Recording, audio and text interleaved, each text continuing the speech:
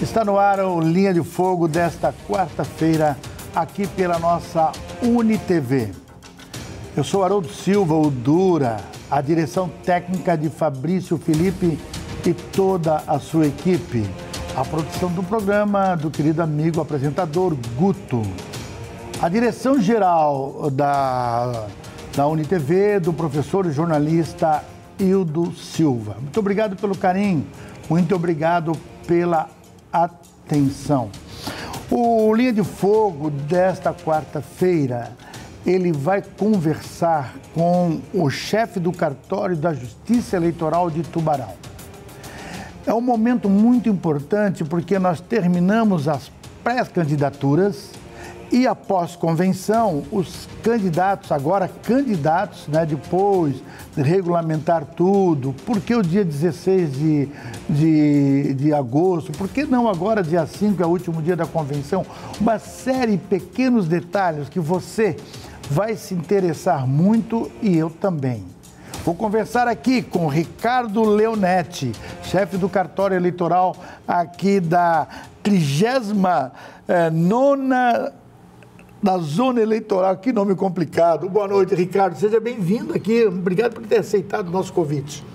Obrigado, Dura. Inicialmente, eu gostaria de agradecer o convite. Eu acho que hoje nós teremos uma grande oportunidade de falar com todos os nossos telespectadores e eleitores. Eu até peço um pouquinho de compreensão da nossa audiência, porque eu não sou um político consagrado, que o senhor tradicionalmente costuma entrevistar aqui, um grande empresário, um doutor, um juiz. Então, talvez o meu desempenho, minha desenvoltura em frente às câmeras, aos microfones, não seja tão bom quanto o deles. Você é muito bom, tenho acompanhado. Gostaria só de pedir à nossa audiência uma certa compreensão, uma empatia em relação a isso. O que eu preciso agora não é do doutor, um especialista. O que eu preciso, na verdade, é um especialista sobre esses problemas que a gente vai levantar hoje durante o programa. Muito interessante. Ô, Ricardo, a cada 2 anos nós temos uma eleição, né? E a cada 2 anos o cartório eleitoral a Justiça Eleitoral tem que se fazer certas adaptações. A nível de Brasil, uma eleição, daqui a 2 anos nós teremos presidente, deputado federal, estadual, senadores, enfim, governador. E temos esse ano que a gente está vivendo agora, 2024, eleição só municipal. Os preparativos são praticamente o mesmo ou existe alguma adaptação diferente daquelas eleições? Dura, a parte logística, a parte de organização das eleições, ela não difere muito de uma eleição municipal para uma eleição geral. O que muda é que nas eleições gerais, para presidente, governador, via de regra nós temos o segundo turno. Já na eleição municipal, em municípios com menos de 200 mil eleitores, como é aqui o nosso cenário regional, né, todos aqui da região sul têm menos de 200 mil eleitores, a gente só faz o primeiro turno. Então, é basicamente essa a diferença de realizar a eleição geral, aquela, né, para governador, presidente, senador, e esta municipal, que é só para prefeito e vereador, que geralmente, aí, pelo menos aqui em Santa Catarina, apenas 3 municípios fazem eleição também no segundo turno. Então, a diferença é em relação à quantidade de turnos. Facilitar. É Joinville, Blumenau e Criciúma não? Não. Criciúma tem menos de 200 mil eleitores. Está certo, mas tem mais de 2 mil de população. Não é pelo número de população, é pelo número de eleitores. É o número de habitantes. É, no caso. Ô, Ricardo, agora nós passamos uma fase de pré-candidaturas, que eu chamo, entrevistei alguns aqui pré-candidatos, de a fase do conhecimento.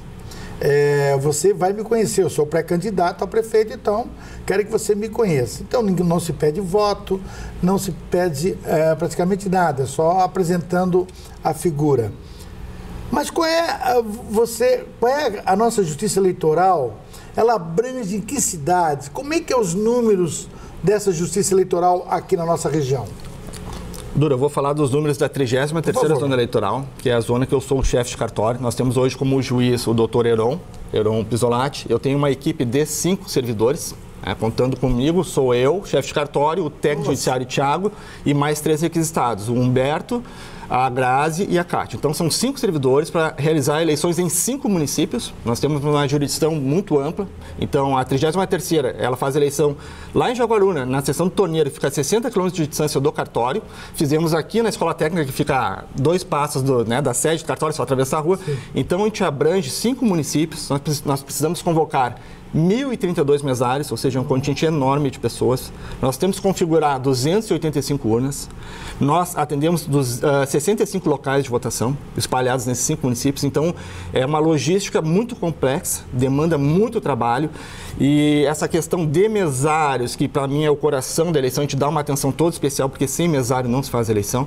Então, a gente trabalha agora, sábado mesmo e domingo, eu já estava recebendo ali alguns WhatsApps com mensagens de mesários voluntários e não podia deixar de atender, porque o mesário para nós é essencial. Então, toda a nossa equipe, que é muito reduzida, fica envolvida com toda essa parte logística. Logo, nós temos que configurar as urnas, logo nós teremos também que tramitar os processos. Então, tem aí uma gama muito diversificada de atividades e que nos demanda, ocupa todo o nosso tempo. Agora, uma curiosidade que muitos me perguntam, como jornalista político, enfim, eles dizem o seguinte: eu quero saber, essa é uma curiosidade minha também, como é que eles são convocados, esses mesários? Se são convocados ou convidados, né? E quando eles podem sair? Em que momento que eles são impedidos de ser mesários? Dura pergunta, muito boa, interessante. Os mesários, eles são mapeados desde o ano passado. Então, a eleição ela não se faz no ano eleitoral, ela começa a ser feita no ano anterior. Então, a gente já começou a mapear esses mesários. A gente procura sempre por um perfil que tenha uma boa instrução, geralmente nível superior ou nível médio. Aqueles que já têm experiência, já trabalharam outras eleições. Os que são voluntários, aqueles que vêm até a nós. A Justiça Eleitoral que quer participar, existe, né? Hoje nós temos praticamente 2.032 mesários, nós temos ali 70%, vamos colocar em números percentuais, de mesários voluntários. São pessoas que vêm até a Justiça Eleitoral, através do nosso portal do mesário, eles se identificam e se colocam à disposição da Justiça Eleitoral. Como eu falei, em 2022, 2020, nós temos esses grupos de mesários que a gente trata eles tão bem, porque para nós o nosso xodó é o mesário. O mesário é a pessoa mais importante da eleição. Não adianta ter juiz, ter promotor, ter candidato, eleitor, se não tiver mesário, mesário que liga a urna. Então, a gente dá esse tratamento especial e hoje nós contamos com mais de 70% de voluntários. Agora, uma pergunta também, o presidente de uma sessão, ele é uma autoridade naquele exato momento? O presidente mesa, e a gente sempre faz reuniões com eles, a gente sempre deixa bem claro, o presidente mesa é a principal autoridade dentro da sessão eleitoral. Ele que vai talvez não permitir que o eleitor vote porque ele está com um documento que é ilegível e não dá para identificá-lo. Ele que vai dizer para o eleitor sair da sessão se por acaso ele chegou, está tumultuando a ordem de votação, está atrapalhando o fluxo da fila. Ele que vai determinar que um fiscal de partido tome ali as suas providências para que não atrapalhe também o fluxo, que não tente talvez ali quebrar um sigilo de voto. Então, a principal autoridade no dia da eleição dentro da sessão eleitoral é o presidente mesa. Eles têm autonomia para... Tem autonomia. Comunica o juiz, o cartório. Né? Nós entregamos para todos os presidentes de mesa os nossos telefones de suporte. Aconteceu uma emergência, sei lá, entrou uma pessoa bêbada que está incomodando, não quer sair, não quer votar, está na sessão errada. Já aconteceu várias vezes, infelizmente. E se ele não conseguir por conta própria, às vezes as nossas mesárias são moças, são mulheres, e às vezes tem um cara forte lá que está ameaçando até, né, a integridade física. Elas têm que nos ligar, a gente chama a polícia. No dia da eleição, a gente fica com todo o aparato de segurança pública dentro do cartório, junto com o juiz, promotor e os comandantes da Polícia Militar. Então, a gente tem ali uma atuação imediata e efetiva para resolver aquela questão. Aliás, com muita competência até agora. Eu tenho vivido as eleições em Tubarão e tem se resolvido muitas questões rapidamente, né? Sim. Porque sempre acontece, né, Ricardo? Sempre acontece, é claro, são milhares de pessoas votando. A gente sabe que a eleição ela envolve também paixão. Eleição em município menor, para nós, quanto menor o município, pior. Porque aí os ânimos são muito acirrados. A gente sabe que tem vizinho que briga com o vizinho, levanta o muro, né, durante o período da eleição. Tem irmão que deixa de falar com o irmão. Eleição municipal em cidades pequenas, isso vai determinar o caminho de metade da população para um lado ou para o outro. Né? Se troca a prefeitura, muitas pessoas perdem os cargos comissionados, as pessoas deixam de ter seus cargos na prefeitura. Tem uma série de reflexos direto na comunidade. Agora, Ricardo, existia, eu sou do tempo, né, de fazer eleição, meu telespectador até rindo, porque muitos me conheceram, eu político, eu fui candidato muitas vezes, a vereador, enfim. A tal de boca de urna. Todo mundo fala, antes se usava muito a boca de urna, mas hoje acabou um pouco ou ainda continua? Vocês têm conhecimento disso? Temos conhecimento. Infelizmente continua, mas são episódios bem isolados. O que acontece? Vai lá o candidato no dia da eleição e quer distribuir o santinho, e às vezes junto com aquele santinho tem uma vantagem pecuniária, ou seja, tem um dinheiro, tem uma cena do dinheiro, tem um dinheirinho. Leva o meu santinho, mais, sei lá, uns 100, 50 reais. E a gente já flagrou isso algumas vezes. Temos inquéritos, temos já candidatos processados, julgados e condenados por isso. Inclusive, o eleitor que recebe a vantagem, ele também é um coautor do crime. Importante. Então, a gente sempre pede ao eleitor que não aceite nenhum tipo de santinho e o candidato, se for flagrado no dia da eleição, ele vai ser preso. Se for pego em flagrante, vai ser preso, sim. Assim a gente termina o nosso primeiro bloco, hoje conversando com o chefe do cartório da Justiça Eleitoral aqui de Tubarão. Importante essa conversa, esse bate-papo, por quê?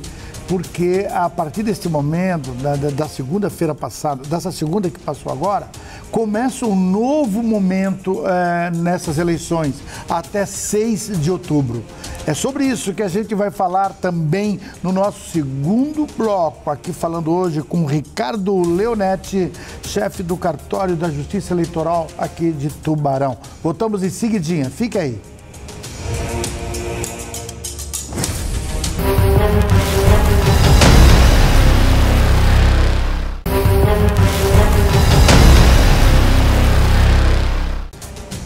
Estamos de volta com o nosso Linha de Fogo desta quarta-feira. Hoje, um programa informativo, digamos assim, e com um especialista, com uma pessoa que sabe, a pessoa que é responsável por tudo o que acontece na eleição aqui na nossa região.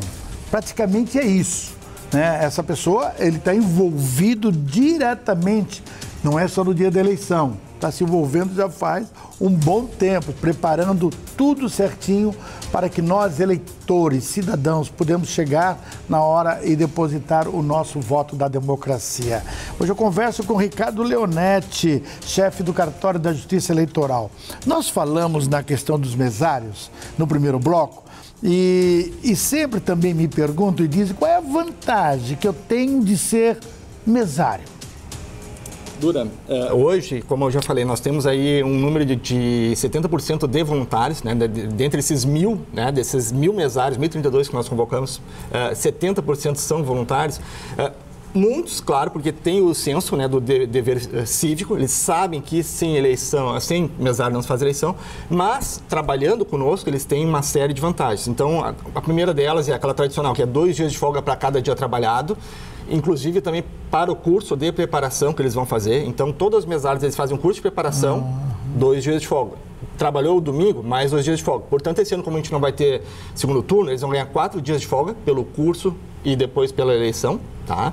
Nós temos aqui também convênios com as universidades aqui da região, em que as horas trabalhadas para a Justiça Eleitoral, eles averbam no seu currículo universitário como atividades complementares. Temos também uma lei estadual aqui em Santa Catarina que isenta todos os mesários do pagamento de taxa de inscrição em concurso público. Então, o mesário vai fazer um concurso, e nós temos muitos concurseiros... Novidade que você está dizendo para mim. É super interessante essa vantagem. Então, nós temos ali 700 voluntários, muitos ali são concurseiros. Vocês vão fazer um concurso para magistratura, para delegado da Polícia Civil, promotor. Se fizerem 3 concursos deles, vocês vão gastar praticamente mais de R$500, tranquilamente. Cada inscrição acho que é 200. Então, qualquer tipo de concurso do estado de Santa Catarina, o mesário está isento. Nós temos ainda também um projeto de lei que está tramitando, que é muito interessante, que é outra vantagem, que é conceder ao mesário, esse projeto ele foi apresentado agora, essa semana, porque a Justiça Eleitoral, a gente também se relaciona bem com os políticos e a gente quer que entregue algumas vantagens aos nossos mesários. Então, essa semana foi apresentado um projeto de lei que vai garantir meia entrada para os mesários, né? Se aprovado for esse projeto, eu tenho uma esperança grande em relação a isso, garantir meia entrada em cinema, teatro, qualquer atividade cultural. Ou seja, vai no cinema, em vez de pagar R$40, vai pagar 20. Então, tem uma série de vantagens que acaba trazendo esses mesários para trabalhar conosco. Esse assunto é pertinente. Quando eu for convocado, se eu fosse convocado para ser mesário, quando é que eu posso dizer assim ao cartório eleitoral que eu não quero ser? Depois de recebida a carta de convocação, o mesário ele tem 5 dias para justificar a sua não ida, digamos, o seu não comparecimento, o seu pedido de dispensa. Então, são N motivos que ele pode tirar? Geralmente, assim, a convocação não é um convite. O convite vai se quiser. Convocação é uma obrigação. Sim. E a Justiça Eleitoral, como eu falei, somos 5 servidores na 33ª Zona Eleitoral. A gente faz a eleição em 5 municípios e precisamos de 1.032 mesários. Ou seja, é impossível. 5 servidores de carreira não dão conta nem de uma sessão. E a gente tem 285. A gente precisa de 1.000 e poucos mesários. Então, se por acaso esse convocado não puder ir, ele tem que apresentar uma justificativa. Eu já tinha uma viagem marcada no dia 6 de outubro. Eu tenho uma cirurgia para o dia 5. Estou grávido. Então, tem N hipóteses. Eu sou parente de um candidato tal. Também. Se for parente até o 2º grau, não pode trabalhar, tá? Então, tem essas restrições também em relação ao grau de parentesco. Se for autoridade pública, também não pode, tá? Principalmente a autoridade da segurança pública, que vai estar envolvida em todo o processo. Claro. Então, tem essas justificativas que podem ser apresentadas ao juiz eleitoral e, se for pertinente, vai ser deferida a dispensa. Mas aqui, na 33ª Zona, como eu falei, desses 1.032 mesários, falta apenas... Eu saí agora do cartório. Agora, quarta-feira, então falta apenas a gente convocar aí mais 20 pessoas, ou seja, a gente já tem 1.010 convocados e todos a gente fez um contato prévio. Oi, fulano, tudo bem? Já trabalhou conosco aí de novo? Sabia que agora tem outra... Tudo certo? Fala das vantagens também. Sim, mas olha só, ligar para 1.000 pessoas não é fácil também, né? Não é muito difícil, mas é interessante. E isso dá o resultado da organização, né, do bom resultado que isso dá. Ô, Ricardo, vamos agora para a questão técnica também. Foi muito importante as informações que você nos deu até agora.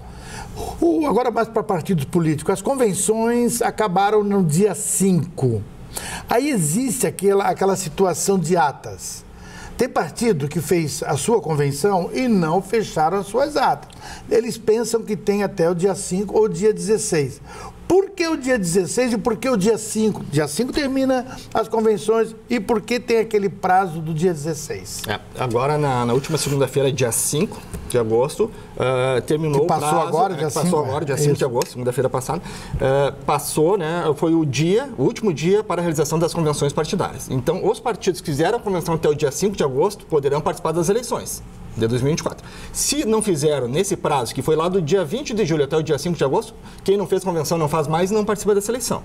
Então, aqueles que fizeram e ainda não entregaram a ata, a legislação diz que eles têm até 24 horas para entregar essa ata à Justiça Eleitoral, através de um sistema próprio, 24 horas depois de realizada a convenção. E ali a gente já sabe quais serão os candidatos, quem participou da reunião, o que eles decidiram em relação aos questionários assim para eles responderem? Tem, eles têm ali informações que eles devem prestar, são informações obrigatórias, né, cujo preenchimento ele é obrigatório. Colocar, por exemplo, o candidato, o nome que ele vai concorrer na urna, o número escolhido. Para vereador, a questão da majoritária, vão concorrer de forma isolada ou coligada. Se for coligada, já decidiram quem é a coligação. Se não decidiram, como é que vão fazer para decidir isso depois? Já que a reunião terminou hoje, por exemplo, e os outros partidos que a gente quer coligar vão fazer futuramente a convenção. Aí se deixa a ata aberta, no sentido dos convencionais, daqueles que participaram da reunião, outorgar poderes para a comissão executiva, né, digamos, a diretoria do partido, vir depois e apresentar uma ata complementar, dizendo, olha, já que lá o partido A, B e C concordou que a gente entre junto, a gente faz ata complementar dizendo que o partido D, que é o meu... Mesmo que já tenha feito sua convenção. Tenha feito sua convenção, desde que haja a delegação desse poder pelos convencionais. Agora, se a maioria decidiu delegar para a diretoria, para a comissão executiva, tudo ok. Se não delegou, aí vai dar problema. Pode haver uma dissidência partidária. Eu entendi perfeitamente. Agora, tem partidos que eu fui convenção que, por isso que eu perguntei do questionário, nem executiva tem. E aí como é que fica? Não fica, não participa. Mas vocês vão checar cada partido, cada informação do dia 5 ao dia 16? É isso? É por isso essa data? Assim, todos os partidos eles têm até o dia 15 de agosto para apresentar o registro de candidatura. Ou seja, todos aqueles que foram escolhidos na convenção, cargo majoritário, prefeito e vice-prefeito, vereadores, até o dia 15 de agosto para todos. Aqueles que não apresentarem também estarão fora das eleições. Então, o prazo para fazer a convenção é até o dia 5 de agosto, segunda que passou, e agora vai até o dia 15 para apresentar o registro. Então, os partidos que lá naquele período das convenções não tinham nem CNPJ, não tinham um diretório constituído, eles não conseguem nem acessar o sistema, porque esse sistema ele é dado pela Justiça Eleitoral através de uma chave. O partido que está vigente, está regular, ele recebe uma chave de acesso ao sistema da Justiça Eleitoral. O partido que não estava vigente, que não tem CNPJ, nem essa chave ele vai receber, ou seja, não vai ter acesso. Meu Deus. Já está fora. Mas aí eles fazem uma coligação branca, vale? Não mesmo vale. Eles não existindo para o cartório eleitoral, eles não existindo para a justiça eleitoral, mas eu tenho um partido meia boca e eu vou fazer uma coligação branca. Claro que pode, a justiça eleitoral não vai atrás disso. Tu pode lá dizer que tu é do partido X, que tu é coligado, só que para fins legais e representativos eu digo, em tempo de propaganda, em distribuição de recursos, rádio e TV, não vai ter resultado nenhum, não vai ter reflexão, porque aquele partido, nem ata ele vai ter, porque a ata ela é feita através desse sistema que exige uma chave da justiça eleitoral. Então, esse, digamos, presidente do partido fake, digamos, porque é um partido que não existe mais, é um partido irregular. Claro. Ele, para a justiça eleitoral, não existe. Agora, Ricardo, já que você falou em campanha eleitoral, eu entrevistei aqui mesmo, no Linha de Fogo e em outras emissoras que eu trabalho, e eu dizia para eles assim, não pede voto, não pede, você é pré-candidato. Mesmo depois da convenção, até o dia 16, eles não podem pedir o voto, porque não foi homologado o registro da candidatura? O que ocorre, Dura? Tem alguns partidos que já apresentaram, inclusive, seu registro de candidatura no cartório. Está tramitando. A gente já vai julgar e já vai deferir o registro. Eles fizeram as convenções lá no início, 20, 21 de julho, 22. Sim. Já apresentaram o registro. Pelo que a gente viu, a gente já fez uma análise ali preliminar, está tudo ok. Esses candidatos já têm CNPJ, já estão em fase de deferimento definitivo do registro. Agora vai ser... nessa quarta-feira, digamos, a gente vai deferir o registro deles, porém a campanha efetivamente só a partir do dia 16 de agosto. Então, hoje ele já é um candidato oficial, já tem o registro deferido, ele pode fazer o quê? Ele pode produzir o material de campanha, porque para produzir um santinho exige o CNPJ. Ele já pode contratar, sei lá, uma empresa de marketing, precisa do CNPJ, já pode arrecadar recursos, já pode fazer despesa. Então, isso tudo ele já pode fazer. Cada candidato terá o CNPJ. Cada candidato tem o seu CNPJ próprio, individual. Então, até o dia 15 de agosto, ele pode organizar tudo isso. Ah, tá certo. Olha aí, viu? Você que ainda eu posso chamar de pré-candidato? Se já tiver o nome homologado e já está com o registro apresentado, já é candidato. Se tem um CNPJ, já pode chamar de candidato. Só não pode pedir o voto. Aguarda até o dia 16. Voto. Tá certo, você aguarda até o dia 16. Mas, na verdade, na calada da noite, o pedido de voto, ele não é explícito, mas sempre se pede, né? Vai na casa do tio, da tia, eu sou candidato. O que não pode é ser explícito, principalmente na imprensa. Né? Praticamente isso. Se a gente termina o nosso segundo bloco, está correndo muito esse bloco, né? Esse assunto que eu acho de suma importância, aqui conversando com o chefe do cartório da Justiça Eleitoral de Tubarão, Ricardo Leonetti. Voltamos em seguidinha. Lembrando que o nosso programa ele será repetido, produção, sexta, sábado, às vezes domingo. Você pode rever também o programa aqui pela nossa UniTV. O Linha de Fogo volta em seguidinha para o nosso terceiro bloco.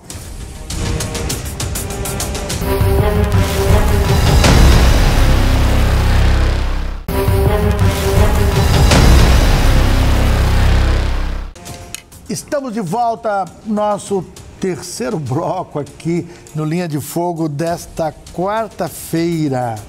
É um programa informativo e às vezes pouco tempo, porque nós vamos conversando aqui nos bastidores e tem muitas coisas, muitas curiosidades, muitas situações que é importante que os pré-candidatos, que os candidatos devem saber, né? Principalmente os presidentes de partido.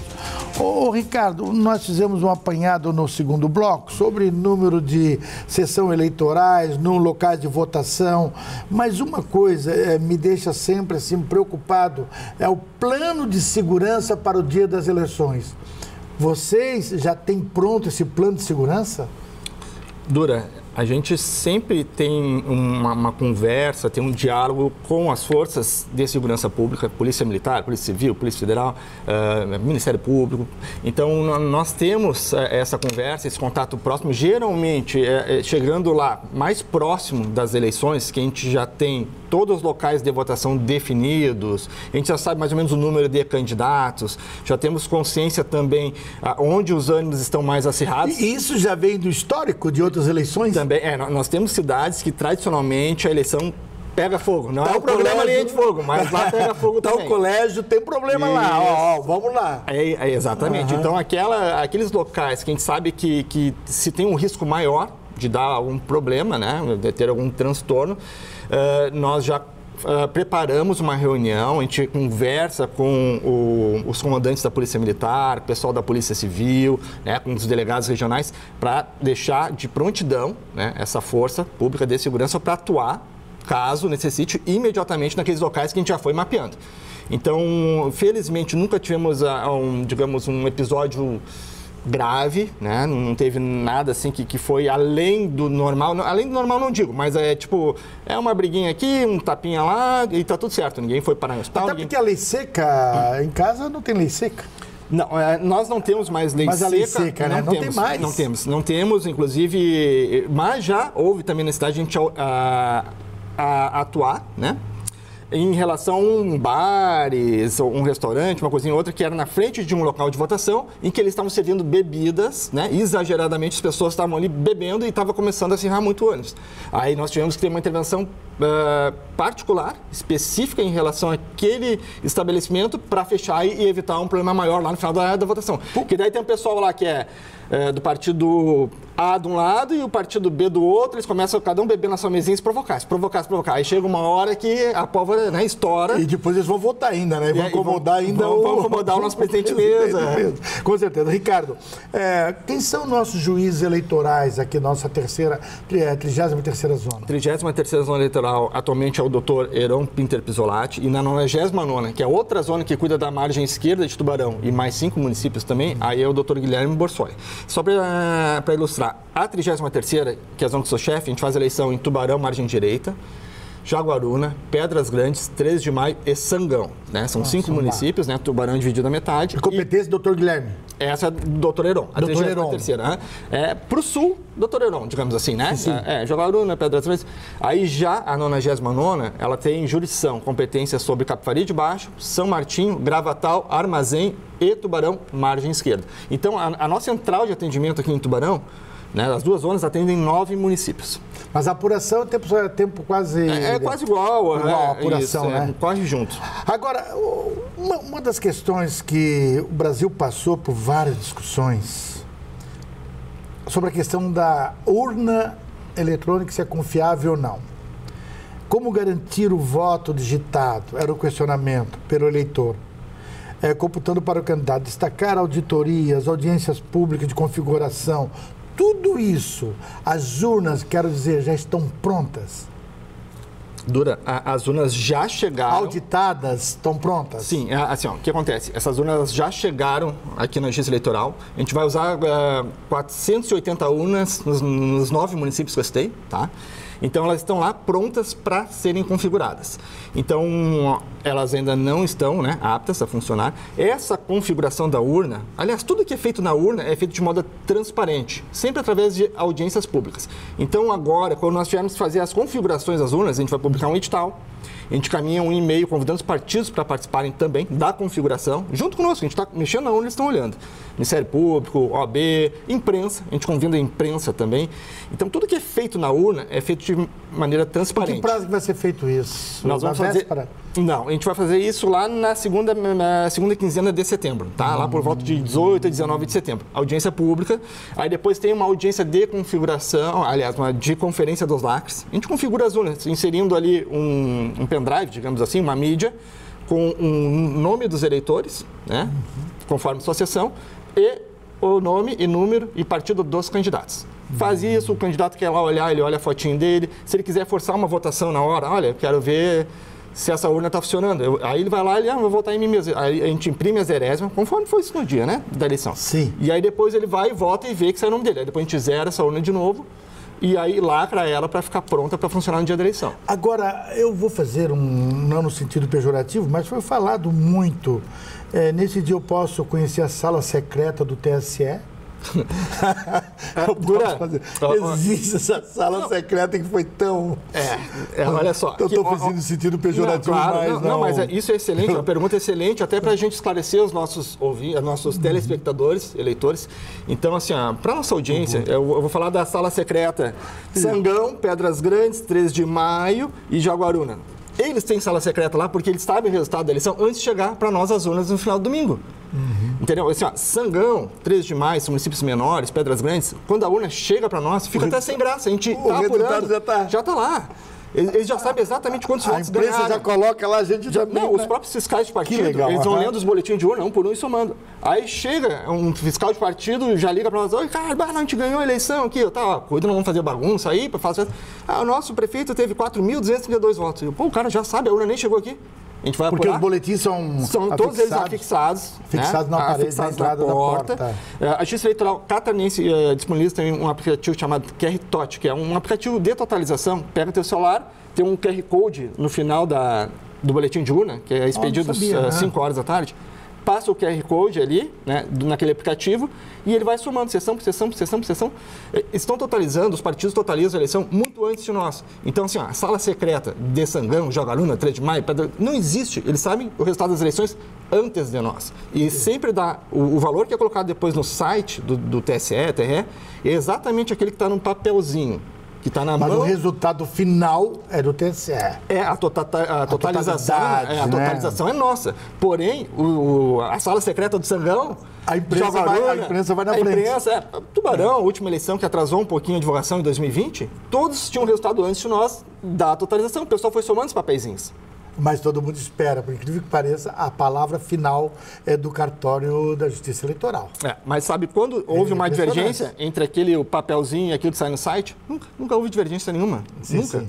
Mas o comentário é grande. Agora, uma das preocupações também no Brasil inteiro é sobre os hackers, né?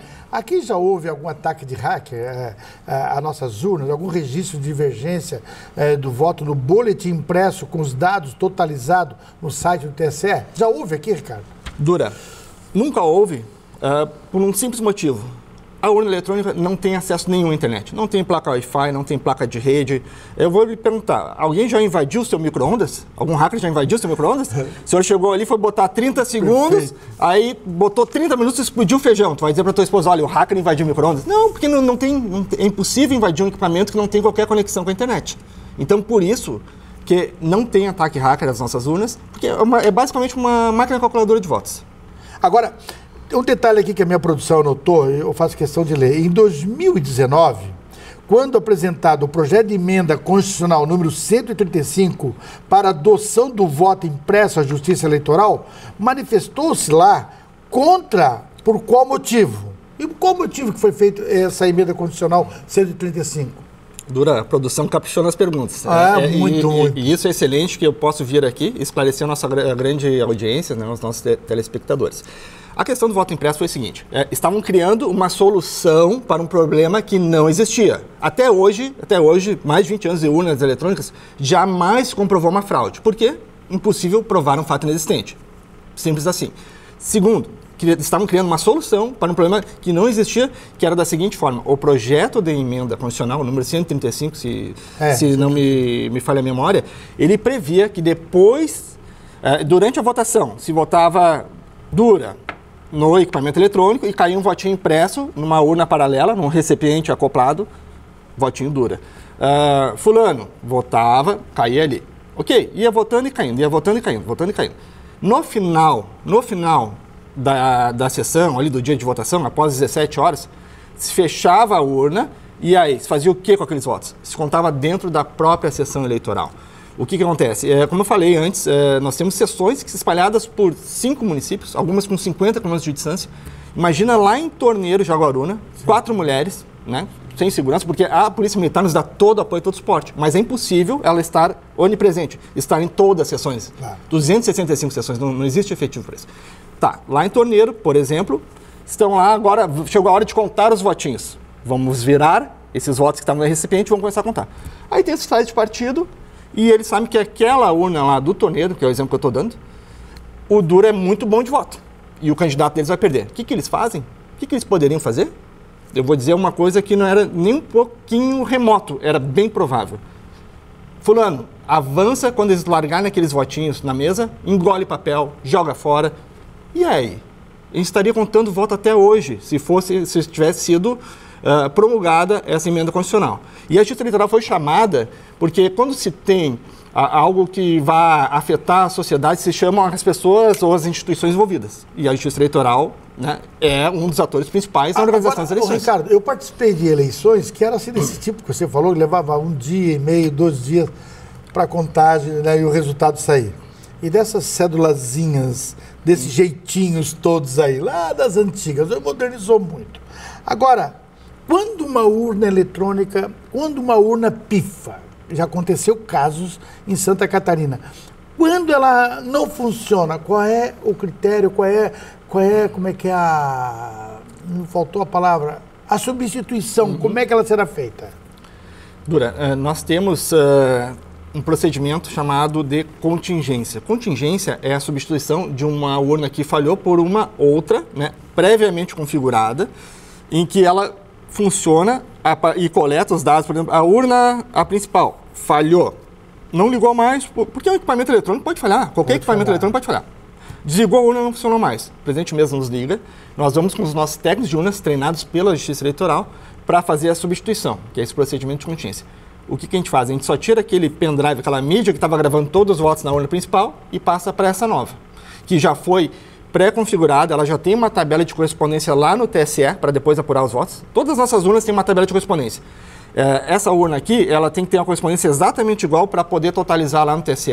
Essa de contingência também tem, então a gente tira, através de uma mídia eletrônica, dessa urna e passa para outra. Os votos que lá já foram depositados. Todos foram lá computados, né, serão você lembra, levados para essa urna nova. Mas aconteceu um episódio na eleição de 2014 em Sara, onde perdeu totalmente a urna e perderam os votos, não conseguiram reaver. Exatamente. Esse é o episódio. Lembra desse episódio? Lembro. Este foi um fato completamente isolado. Infelizmente, não conseguiram recuperar aqueles votos, de jeito nenhum, tentaram de todos os procedimentos de contingência que nós fazemos, mas assim, Dura, a gente usa aqui em Santa Catarina, né, milhares de urnas eletrônicas, milhares, 60 mil urnas eletrônicas aqui em Santa Catarina, tá? Então, assim, isso há 20 anos. Então, uma única vez, não se conseguiu recuperar. É claro que aquele candidato, né, ficou muito insatisfeito, obviamente eu também ficaria, mas um erro em mais de 20 anos de uso, com 60 mil equipamentos funcionando no estado inteiro... Agora, Ricardo, e quando o morto vota? Interessante. O morto não vota. Mas quando ele vota, o nome dele mesmo. Isso. Em Pescaria Brava, nós tivemos um episódio, né, uma situação em que o morto, digamos assim, votou. A gente sabe que, na verdade, houve uma fraude, teve um inquérito da Polícia Federal para apurar e viu que o presidente Mesa, que estava lá operando aquela sessão, no final do expediente, chegando próximo 5 horas, ele viu, olha, as pessoas que não votaram. E aí ele começou a habilitar e votava, e votou pelo morto. Foi processado, foi preso, foi condenado, entendeu? Aí é a má fé da pessoa, não é o problema do equipamento, é o problema da pessoa que está operando. Interessante. Assim a gente termina o nosso terceiro bloco, uma conversa assim, bem super informativa, aqui conversando com o Ricardo Leonetti, chefe do Cartório da Justiça Eleitoral. Você viu, né? Eu fiquei assim até curioso de muitas coisas, né, que aconteceram e como eles fazem trabalho com segurança, né? Dando a condição a você, a nós, cidadão, para termos realmente um pleito muito transparente, que é o que se quer no país em tempo, em época e no dia da eleição. E isso chama de democracia com responsabilidade. Assim a gente finaliza o nosso terceiro bloco. Voltamos em seguidinha para o quarto e último bloco, com mais assuntos aqui, aproveitando esse momento com o Ricardo Leonetti, chefe do Cartório da Justiça Eleitoral aqui de Tubarão. Voltamos em seguidinha.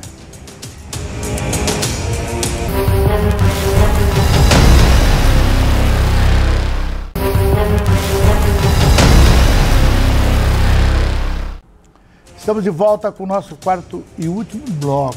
Um papo muito legal, uma conversa muito legal com o chefe do Cartório da Justiça Eleitoral, Ricardo Leonetti, aqui de Tubarão, né? E eu quero agradecer e parabenizar o doutor Guilherme Bolsói, o doutor Heron Pisolatti, que vão ter, espero que não tenham tanto trabalho assim, né? Porque está tudo muito bem organizado, né, Ricardo? Está tudo dentro dos conformes, dentro das datas, enfim, né? Tudo correndo dentro do previsto. A gente até pede, aliás, a gente não pede, a gente clama até por uma eleição propositiva, que os eleitores apresentem propostas. Em 2020, na última eleição municipal, o senhor sabe, nós tivemos uma eleição provocativa, né? Ficou aquela briga de comadre, um pegando no pé do outro, e os projetos ficaram para trás. Então, esse ano, a nossa esperança, né, a gente clama por isso, como cidadão, como eleitor, que a gente tenha aqui esses candidatos agora, que vão ter mais de 400 candidatos aqui espalhados nos 5 municípios, que eles venham apresentar os projetos, venham falar com o eleitor de uma maneira tranquila, de uma maneira racional, e não se preocupe com o adversário, se preocupe com os eleitores, não fica pegando no pé. Se o candidato tiver alguma dúvida, seja ele vereador, ou seja, ele é candidato a prefeito, ele pode buscar essa informação no cartório eleitoral? Vocês estão lá à disposição? Dura, assim, as informações técnicas, as informações que não dependem de interpretação jurídica, nós atendemos e respondemos. Já quando exige ou uma atuação de interpretação, que pode tratar de um caso concreto, que pode ser ali na frente judicializado, a gente não pode prestar assessoria jurídica, por isso compete privativamente à advocacia, privativamente aos advogados.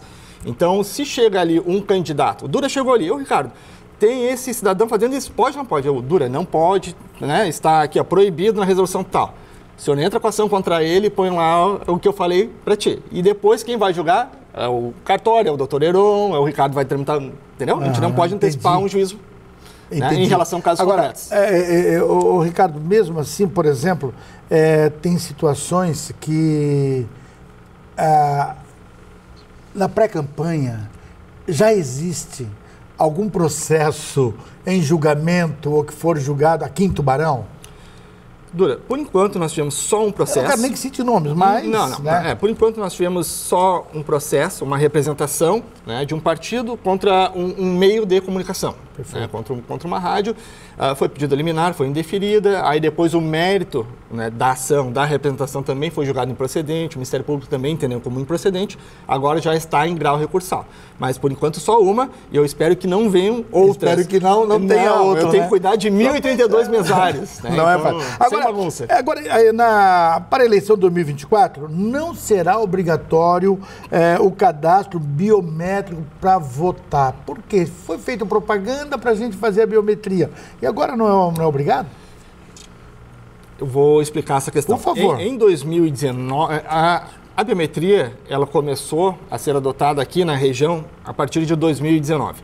Então, ela seria utilizada obrigatoriamente, inclusive a gente fez a revisão do eleitorado em 13 de maio e Pedras Grandes. O que é a revisão do eleitorado? A gente obriga que todos os eleitores desses municípios se cadastrem biometricamente, sob pena de cancelamento do título. Por quê? Porque aqueles municípios estavam já com um número de habitantes muito próximo do número de eleitores. Então foi uma maneira de a gente revisar todo o cadastro e já fazer a biometria. Isso em 2019. 2020 veio a pandemia, aliás. A pandemia, e aí não seria, digamos, aconselhável, não seria o ideal que a gente colocasse e pegasse a mão de todos os eleitores. Imagina, em plena pandemia, a gente ficar pegando a mão. Então, foi suspensa a biometria em 2020. Aí, depois, em 2022, a gente voltou ao cadastro biométrico e agora, assim, quem tem biometria, vota com a biometria. Quem não tiver, vota sem. Não tem problema nenhum. A biometria é só mais uma camada de segurança, justamente para evitar aquilo que a gente falou antes, aquele presidente mesmo que habilitou morto. Se tu tem a biometria, ninguém vota por ti. Ninguém vai votar por ti. Claro. Então é mais uma camada de segurança. E se por acaso a pessoa não tem a biometria porque não fez ainda, ou não tem a biometria reconhecida porque tem a digital prejudicada, como é o meu caso, eu sou chefe de cartório, minha biometria nunca foi reconhecida na urna. Tá? Não sei por qual motivo. Não sei se é genética, se é DNA, não sei.